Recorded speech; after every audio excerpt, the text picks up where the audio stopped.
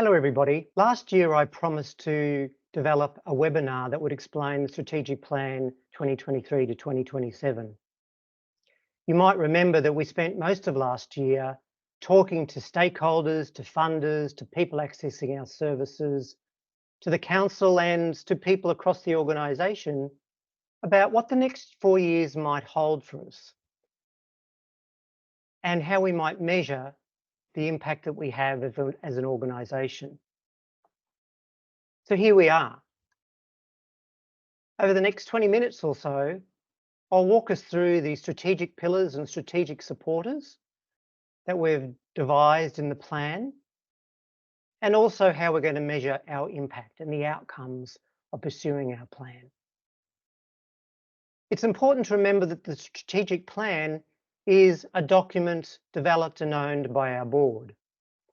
And the board says to the CEO, me and the senior leadership team, now take this away and implement it and report back regularly about progress. I also wanted to highlight that in the voice survey last year, people gave us feedback that they didn't understand what the vision the senior leadership team had for the organisation. So as the senior leadership teams had a significant input into the development of the strategic plan, I hope that by the end of this webinar, you'll get some sense of the senior leadership's vision for the organisation, which has informed the board's thinking. As we start, I'd like to acknowledge elders and custodians of the lands on which we work and play across the country. The custodians of the land, sea and waterways. And we pay respects to elders, past and present, and recognise their strong and continuing connection to land, culture and spirit.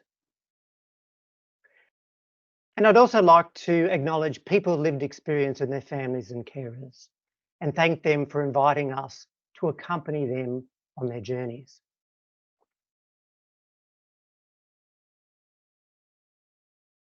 To underpin the strategic plan, we reviewed what we might traditionally call our vision and mission. We probably refer to them now these days as our vision and purpose. Importantly, the overarching view or the vision of the organisation is a statement that we believe all people deserve to live a fulfilling life. That's the big plan, the big goal, the thing that we want to continue to focus on as we work day to day.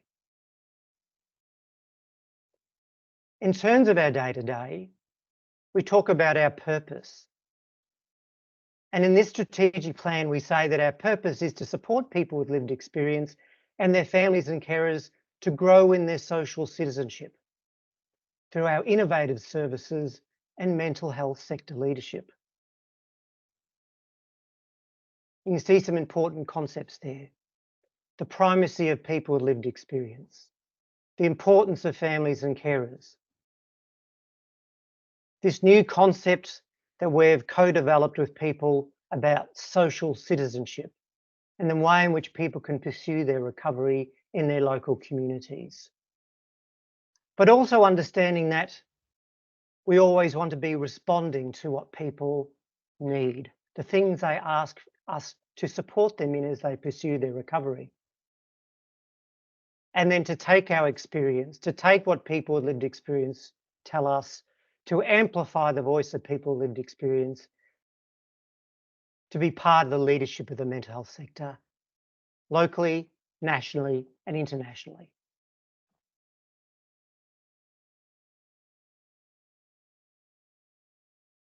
To start the discussion about the strategic plan, this is a quick summary of these pillars, the things that underpin everything. In developing the plan, we were really conscious of a range of very, very different reviews that were occurring at the time and which will impact on the service environment over the next 4 years. So we had to take those into account. Two you'll be very familiar with. The NDIS review, which released its recommendations late last year, and the Disability Royal Commission recommendations, which were also released late last year. And we're still working through those recommendations along with everybody else, including the government. But there are also three other key policy developments that we need to be conscious of. The first is the release of the National Mental Health Workforce Strategy, which also came out late last year. The strategy is trying to help everybody plan to grow the workforce, to have enough workforce to deliver mental health services across the spectrum of those services. The National Mental Health and Suicide Prevention Agreements and what's known as the bilateral agreements between the Australian government and the states and territories both actually set out the important priorities for government services and funding. And that's where we see more funding for head health centres and headspace centres in particular. Those agreements also committed all Australian governments to review the availability of psychosocial supports for people with a lived experience in every jurisdiction, with a view to looking at what the gaps are and how we might respond to those. And there are broader mental health reforms across the country. And a good example of that are the reforms occurring in Victoria as a result of the Victorian Royal Commission.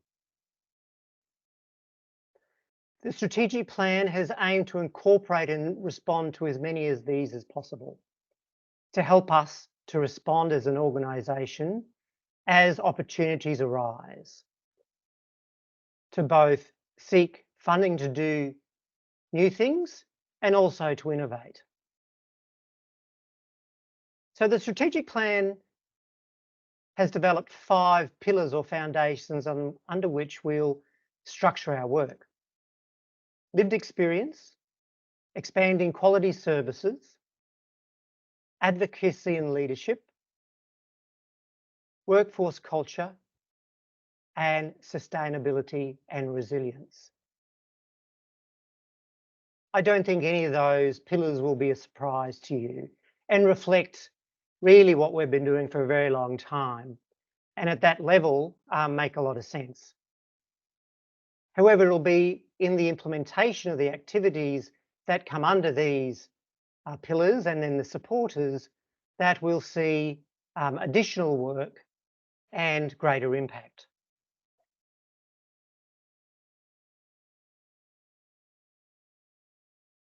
In terms of impact, one of the things we've done this year in the strategic plan development is to define what we think our impact will be, to write our own goals as an organisation so that it gives us that shining light to aim for, but also to know what the pathway is we need to be on. The things that we need to be doing and maybe the things that we don't need to be doing. As you know, there's an increasing focus in mental health services on measurement. We see that most clearly in the requirement in our funding contracts to do what's called routine outcome measurement for people who access our supports. However, there's a growing drive to measure the impact of organisations. And by impact, we mean how has our work as an organisation made a positive difference to people's lives? And this is because governments and other funders want to make sure that the funding provided is being put to good use and addressing specific needs and gaps in services. In the strategic plan, we decided to state what some of those outcomes would be. You can see here we have a description of what we want to look like in 2027, moving us from words on a page to actions, outcome, and measurement. and I might add, public reporting. And at the highest level, those key outcomes are embedded lived experience, expanded quality service, improved performance, developed one team, provided thought leadership, and delivered financial sustainability.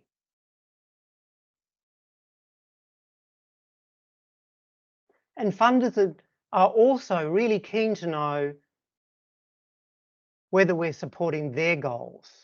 For example, is our work improving people's physical health? Is it preventing people from going to hospital unless they really need to be there? And is it supporting people to get a job and to participate economically?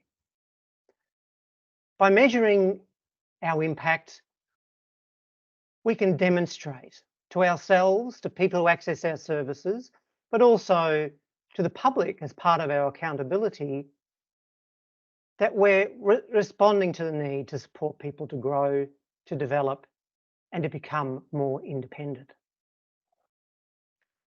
So let's dive into the pillars.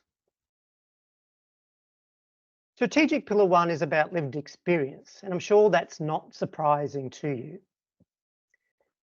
Lived experience is central to everything that we do, to our belief, to our purpose, and to the values of the organisation. It reflects our commitments to inclusive and effective support to people with lived experience, as determined and led by them. Our experience tells us that those who have personally navigated the complexities of mental health recovery can provide really valuable insights, guidance, and practical advice to others on a similar journey. And that's why we're so committed to the lived experience peer workforce. We know that lived experience fosters a profound level of understanding and compassion that can't be replicated by theoretical knowledge alone.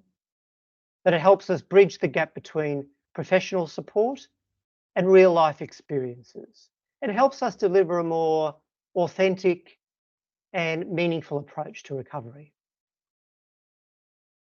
By the end of the strategic plan, we've got a key objective that 50% of the workforce supporting people with lived experience will be peer workers. This is an ambitious goal, but one we think is really important if we're to enhance the authenticity and the effectiveness of the supports we provide. It will also extend Flourish Australia's leadership in the area of the lived experience peer workforce, leadership we've been providing for well over a decade. And at the same time, we're keen to grow the lived experience workforce. That's people lived experience across the organisation and not just in lived experience peer workforce roles. And we want to grow that to 68% of the total workforce. But it's important for me to emphasise that that doesn't mean that people without a lived experience aren't welcome or valued. Everybody at Flourish Australia is welcome. People with lived experience and people without lived experience, because it's when we do this work together that we're the most powerful and impactful.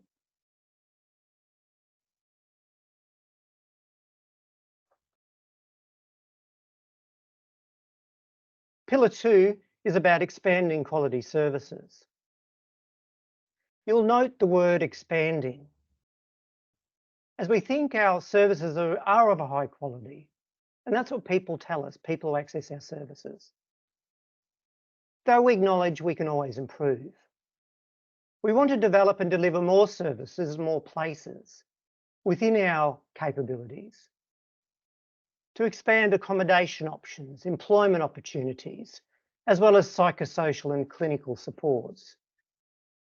We want to expand our thinking and build on our COVID-19 experience to better embrace a digital service model and consider how we can reach more people, including through things like digital peer support.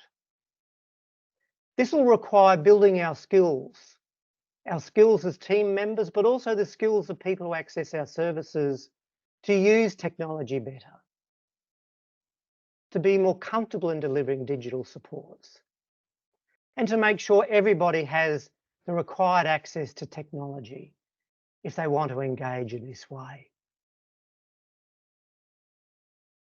Developing a more comprehensive evidence-based suite of services will help people with lived experience achieve their recovery goals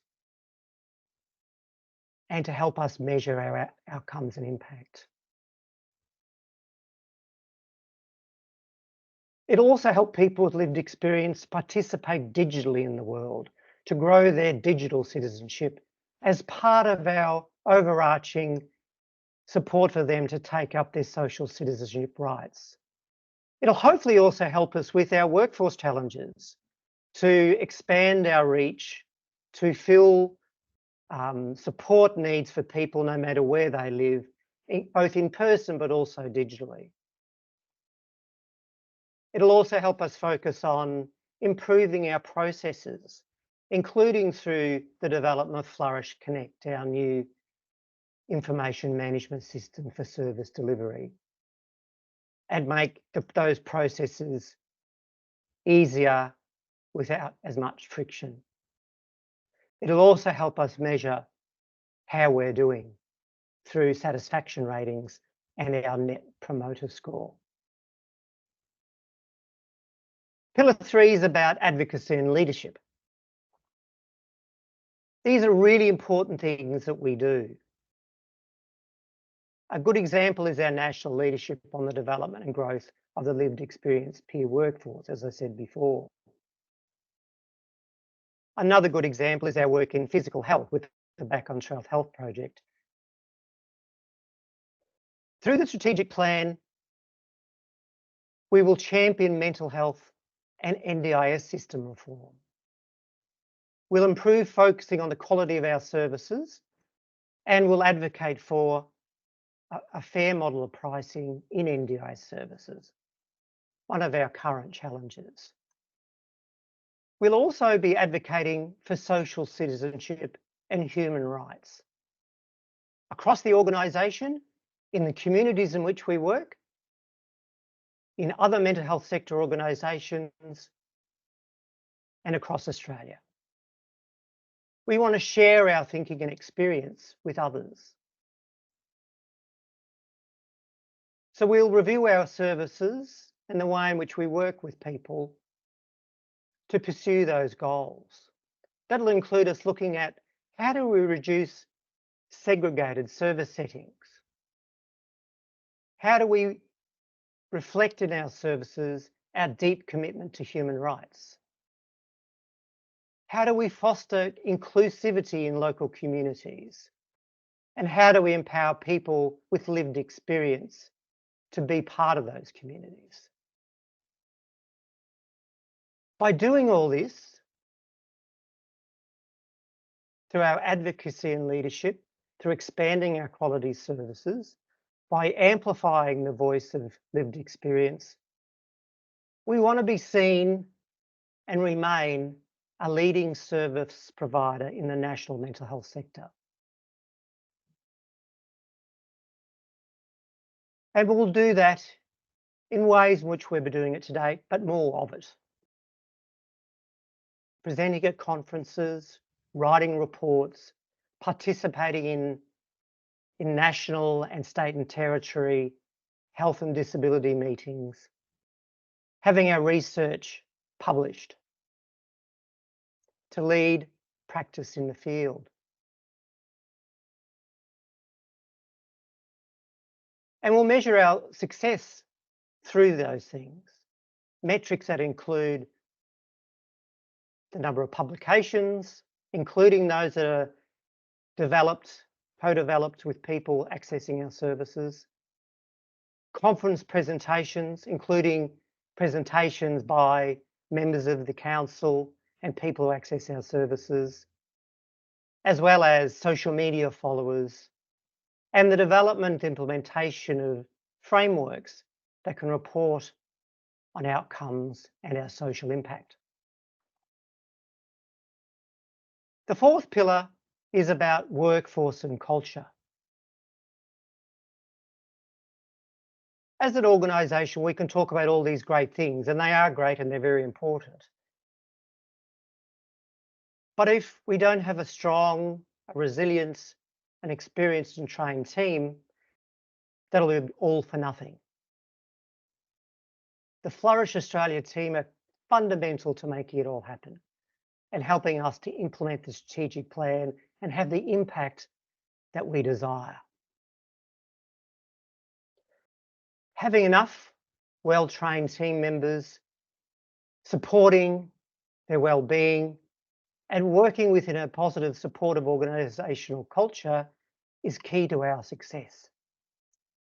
We want to look after you, to support you, to bring your whole self to work and to be the best you can at work. We're dedicated to developing and sustaining harmonious and inclusive workplaces that blend your work skills, the work skills of specialist mental health professionals, including the insights of peer-based supports. Over the course of the strategic plan, we also want to explore whether there's scope to develop specialist roles across the organisation in things like specialisations in supporting younger people, older people, family and carers, and those seeking social, emotional well-being support. We do some of that already, but we want to explore whether we can formalise that more. And who knows, we may even be able to share that knowledge and experience with others.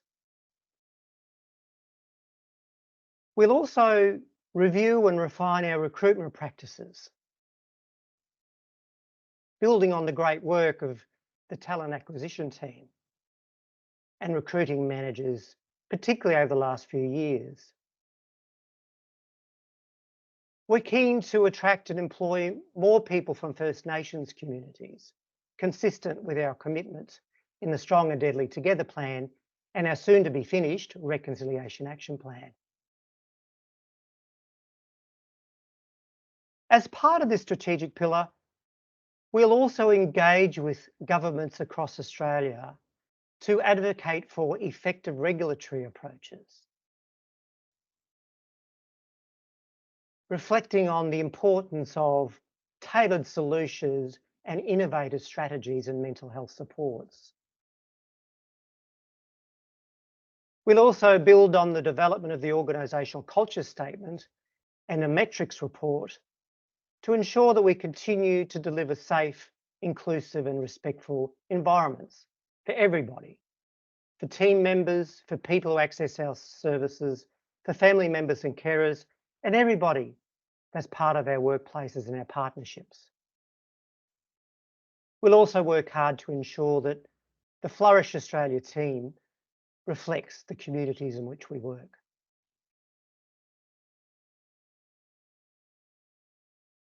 The fifth strategic pillar and final pillar is sustainability and resilience. We understand that sustainability and resilience is important for every organisation, not only in Australia, but internationally. And we want to play our part. We also know that this is a topic which is dear to many people's hearts, including the Flourish Australia team and people who may be interested in coming to work at Flourish Australia. We understand that while growth is important for us, it's equally important to consolidate what we do and to improve the quality of our processes. This helps with the stability of our organisation. So as part of our ongoing efforts to improve the experience of people we support and team members, part of our sustainability and resilience will be about enhancing digital safety and literacy across the organisation. And that'll include pursuing the digital transformation we've started, including the Flourish Connect project. This will help us be more resilient, to be able to weather future shocks, such as that experienced through the COVID-19 pandemic, and to contribute to sustainability and environmental issues.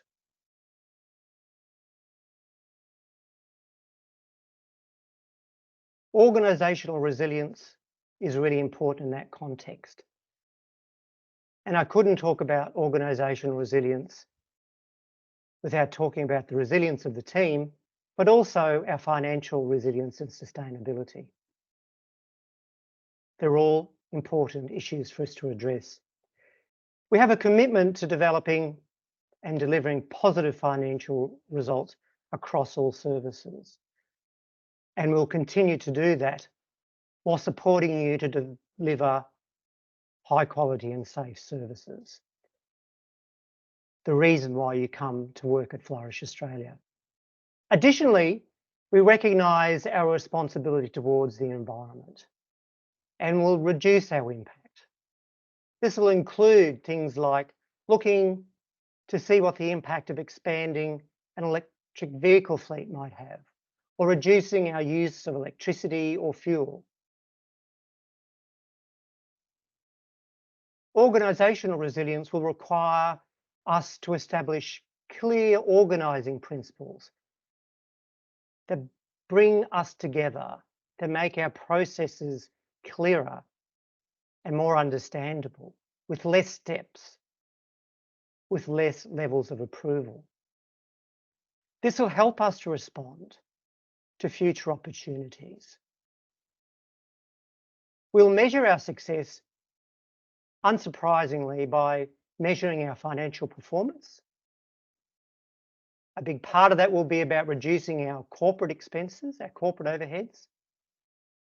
And through the Flourish Foundation Australia, which we launched a couple of years ago, we'll also look to grow our fundraising and philanthropic support program.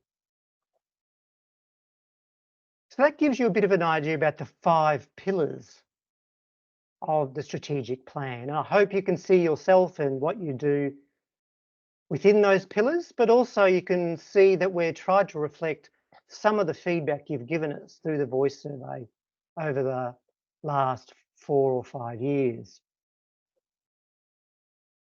But as I said at the beginning, the 5 pillars as the foundations are accompanied by important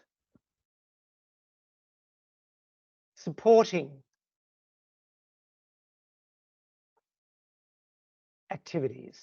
Just looking for the word there. So let's dive into those.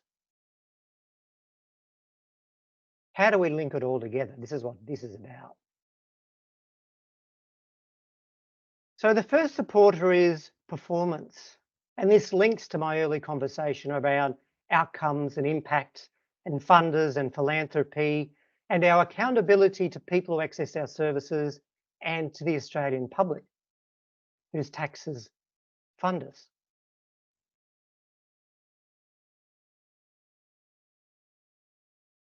Achieving organisational sustainability requires high performance. So in the strategic plan, we're committing to enhancing, to reviewing, to simplifying our processes and systems so that we can drive some efficiency and effectiveness there. We want to create stable and nurturing work environments. And whilst we don't do that badly in terms of turnover, we want to minimise workforce turnover and foster cohesive teams.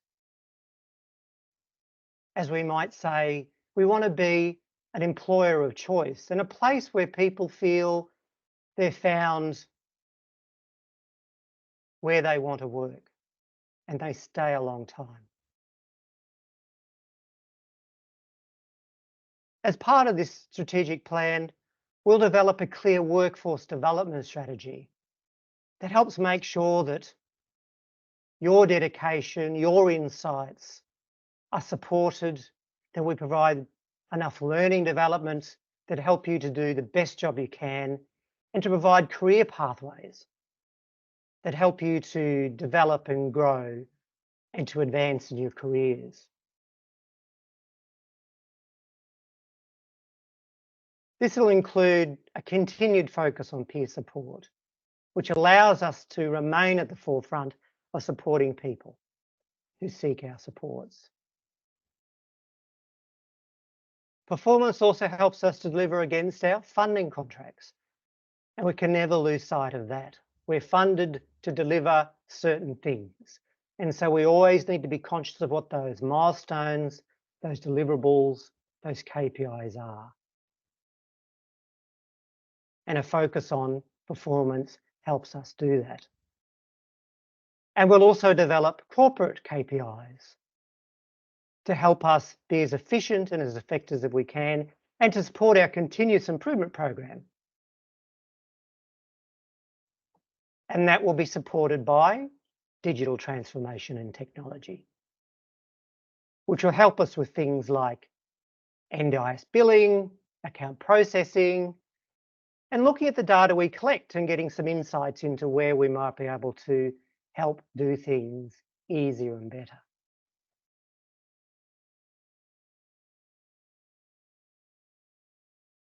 Strategic Supporter 2 links to that and is much more explicit about digital stuff. So it's about digital safety, literacy, and transformation. And I won't dwell a lot on this because it's pretty straightforward and I've talked about a lot of it already. So this one's about how do we improve everybody's digital skills? How do we make sure people have access to the appropriate technology to engage digitally? How do we develop service models that are either solely or enhanced by digital approaches for those that want those sorts of supports? Flourish Connect's a very big part of that, and over the next 14 or 15 months, you'll hear much, much more about that. And a great shout out and thank you to everyone who's been part of that project to date. But there undoubtedly be other sorts of things that we'll do as we grow our focus on digital support. Well, we want to do those digital supports in ways that are safe, knowing that online environments can be tricky and for some people can be very unsafe. And we're very sensitive and cautious about issues of cyber security, not just for us, but for everybody. But Flourish Connect is only one part of our digital transformation journey. It's a big stepping stone into reviewing what our future-proof infrastructure might be in terms of technology. And what are the other things we can do using technology that would make life easier? Things around rostering and scheduling and billing. Data analytics, helping us to develop copy for marketing and communications. Developing dashboards. But always conscious that technology adds to what we do. It helps us to be better, but always respecting the irreplaceable essence and importance of human beings in our work and importantly in our interactions with people.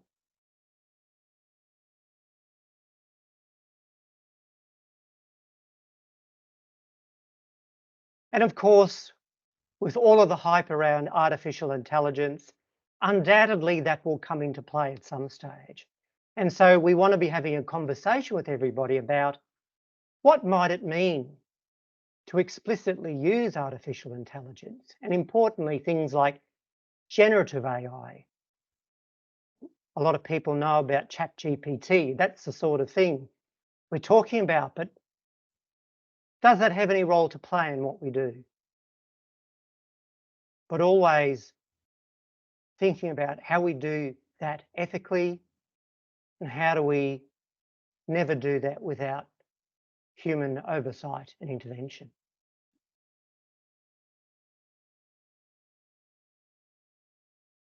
Strategic support of 3 is partnership and collaboration. This is a no-brainer. We know this very well. We've been working in partnership and collaboration with others, with our funders, with other organisations, with people who access our service and families and carers since we started as an organisation back in 1955. It'll continue to be fundamental to what we do. We'll continue to work with New South Wales Health, Queensland Health, SA Health and Wellbeing, Vic Health, primary health networks, local health districts and hospital health services and their equivalents across Australia, but also with commercial businesses and entities within the NDIS ecosystem, all of whom are stakeholders in our work, along with people who access our services and families and carers. And together we'll work to co-develop new services, to innovate, to respond to need, and to support people to live the lives they hope for. Partnership and collaboration also expands the opportunity for us. It multiplies our effort.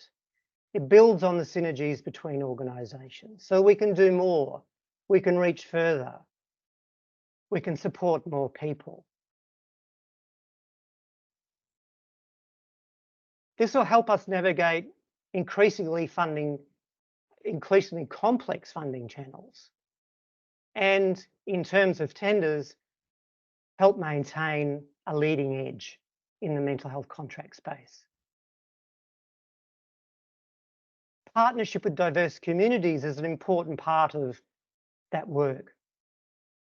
Building on our commitments to working more with culturally and linguistically diverse communities, with First Nations communities, with LGBTIQA+ communities, and communities and people with disability.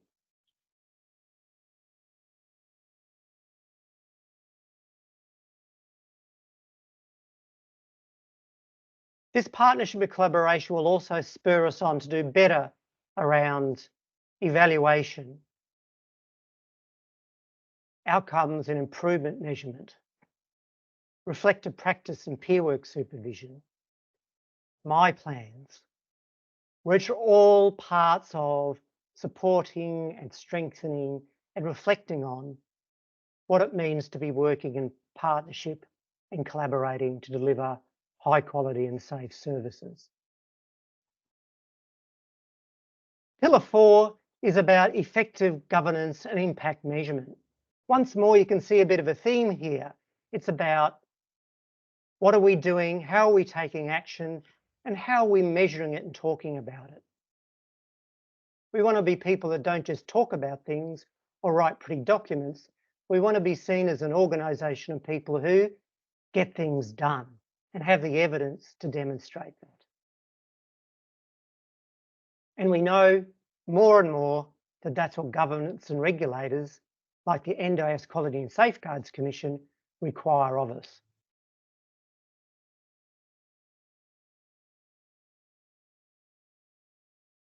We think we have pretty good governance structures in place. That includes a great board,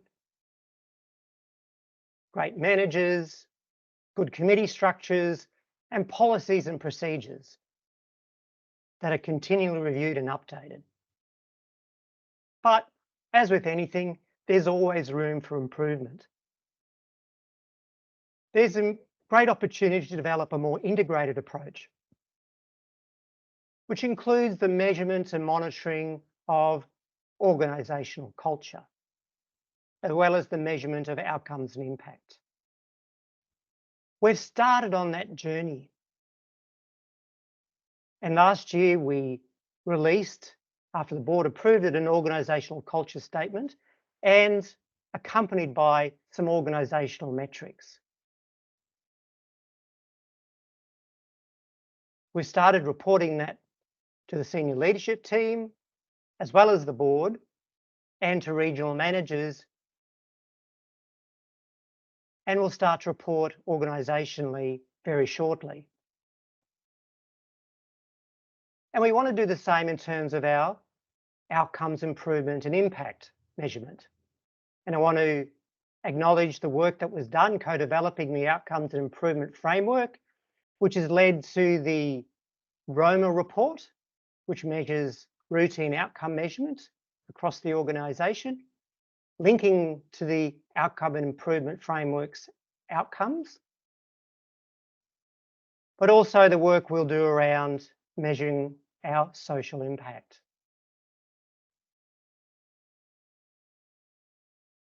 And that'll all be supported by clearer and better data analytics and dashboard reporting. Our history of innovation in the mental health sector is widely acknowledged and has supported the early adoption of a number of different programs. The New South Wales government took up the idea of the Women and Children's program a number of years ago. It also took up our experience and evaluation of the YPOP, the Young People's Outreach Program, in the development of the Youth and Community Living Support Service, Y-Class. Our work in Back on Track Health and peer work has also spurred others on in these important areas of mental health service delivery. And together that shows that we've got great ability to innovate and to govern new approaches to our work. We acknowledge the challenges of the NDIS system in the strategic plan. And I want to also acknowledge the impact that the complexities of the NDIS has on people accessing our supports, as well as team members. We know it's complex and ever changing. And that's the feedback we continually provide to the NDIS Quality and Safeguards Commission and to government, along with other sector colleagues.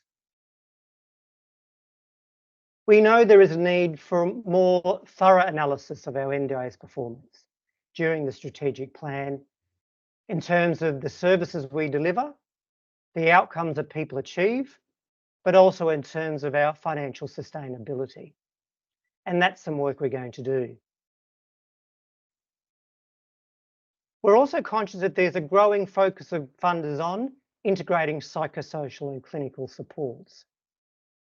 And we understand our need to enhance our approach to practice and clinical governance and the associated leadership required. The strategic plan helps us to develop clearer, more integrated clinical support models and clinical governance processes and leadership across the organisation and in the development of new services.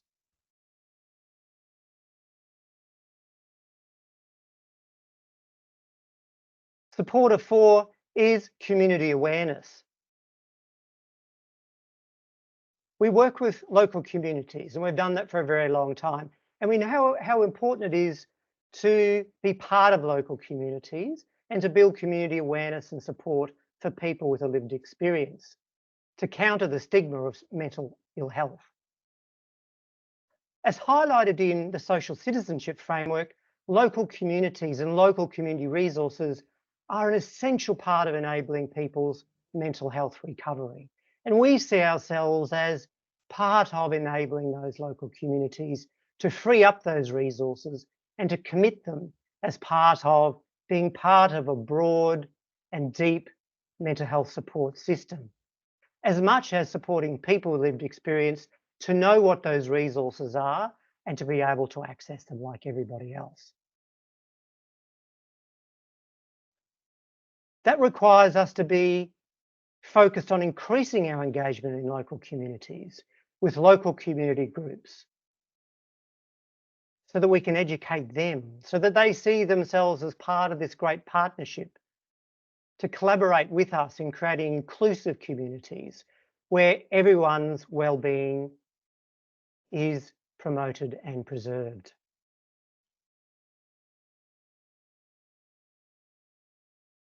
Community awareness also supports families and carers. It supports them by helping them feel that they're not alone, but also supporting them to know where they can go for support both for the person they love, but also for themselves. Places where they can find education about mental health issues, but also support for themselves in supporting someone with a lived experience, and how to care for themselves as carers.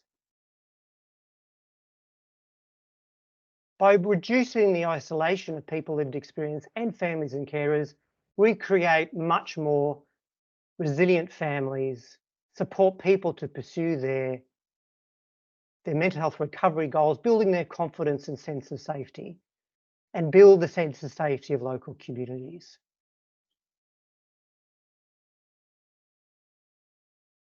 And who knows, this will hopefully also grow community members thinking about coming and working for organisations like Flourish Australia, seeing that working in mental health, particularly in community managed organisations, is a career they might wish to pursue, a career where they can feel fulfilled, that they're contributing, that they can be part of wonderful teams and can help people live great lives.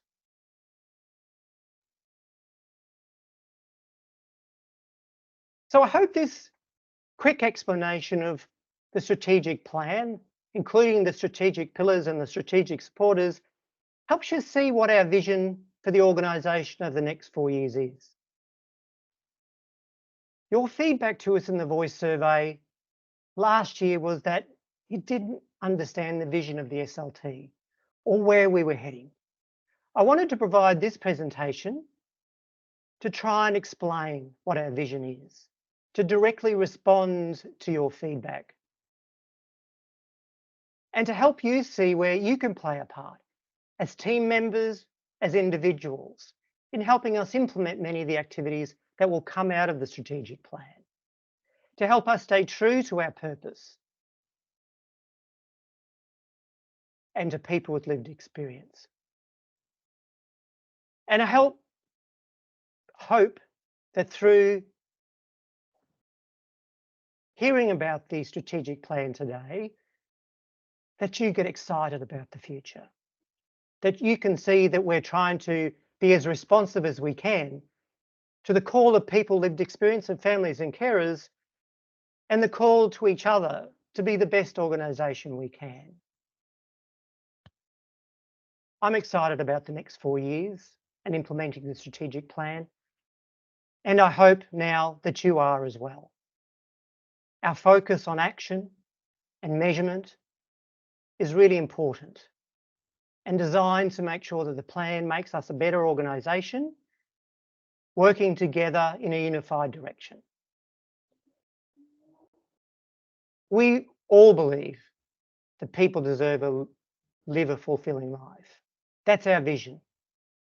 And I hope you see that the plan delivers on our purpose to support people with lived experience and their families and carers to grow in their social citizenship through our innovative services and our mental health sector leadership.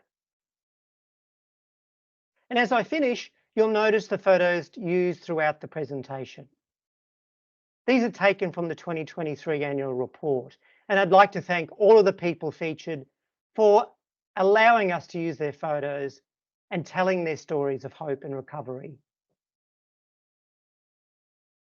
I think that's a great way to encourage us along the journey of our strategic plan and to put everything we have behind achieving its goals. Thanks for listening. If you've got any questions, of course, reach out to me, send me an email or give me a call, or talk to your manager, regional manager or member of the SLT to talk some more about the strategic plan. Take care.